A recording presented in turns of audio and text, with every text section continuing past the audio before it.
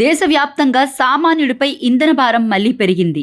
అంతర్జాతీయంగా కుదిపేస్తున్న middle east సంక్షోభం కారణంగా చమురు ధరలు మండుతూ ఉండడంతో దేశంలో పెట్రోల్, డీజిల్ ధరలు మరోసారి భారీగా పెరిగాయి.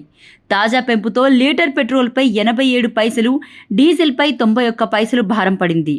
కేవలం 4 రోజుల వ్యవధిలోనే ఈ స్థాయిలో ధరలు పెరగడం మిడిల్ క్లాస్ ప్రజలను తీవ్ర ఆందోళనకు గురి చేస్తుంది.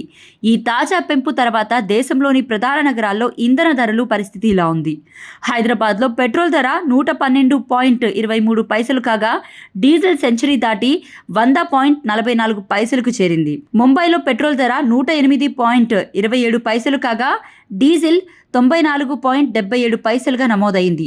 కోల్కతాలో పెట్రోల్ ధర 110.18 పైసలు కాగా డీజిల్ ధర 96.76 పైసలుగా ఉండగా దేశ రాజధాని ఢిల్లీలో పెట్రోల్ ధర 99.50 పైసలు, డీజిల్ ధర రూ. 92.41 పైసలకు చేరింది. గ్లోబల్ మార్కెట్లో ముడి చమురు ధరలు ఇలాగే పెరిగితే రానున్న రోజుల్లో సామాన్యుడి జోబుకు మరిన్ని చిల్లులు పడే ప్రమాదం కనిపిస్తుంది.